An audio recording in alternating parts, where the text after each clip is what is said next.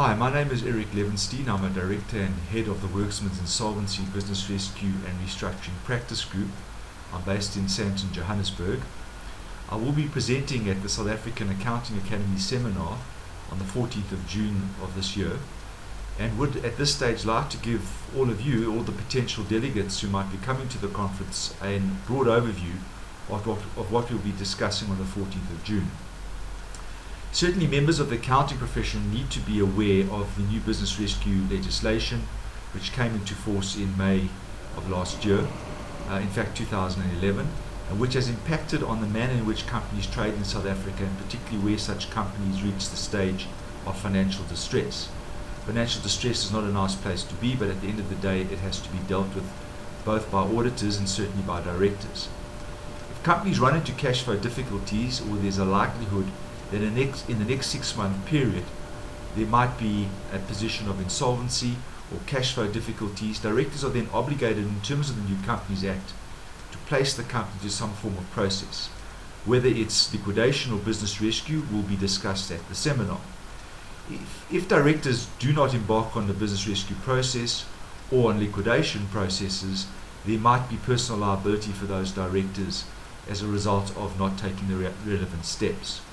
The new Act also deals with a host of different sections dealing with directors' liability, and where directors are prohibited from trading companies recklessly, negligently, or possibly in fraud of creditors, or from trading a company in insolvent circumstances. We will deal with all of these issues at the seminar, as well as looking at the new business rescue legislation, at directors' liability, and how this will impact directors and how they behave on boards going forward in South Africa.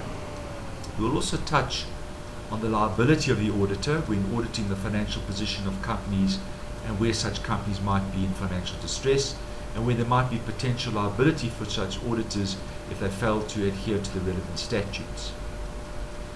We will also look at directors' business rescue and insolvency checklists in order to establish when a director should in fact consider resolutions for either liquidation or business rescue. Lastly, we will look at criminal liability of directors who might find themselves guilty of contraventions of the Companies Act, and where they may trade companies recklessly, negligently, possibly with an intention to defraud creditors, or for any fraudulent purpose for that matter. We will also look at the new Act insofar as the declaration of directors as delinquent directors, and how such directors can be declared delinquent will be looked at as well. All in all, we will spend time at looking at the various elements of our New Companies Act, which all of you, I'm sure, no doubt, will be exposed to in practice.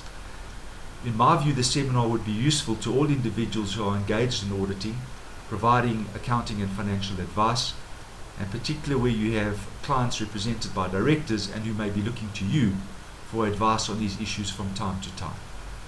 I look forward to seeing you, all of you, on the 14th of June at the seminar. Thank you.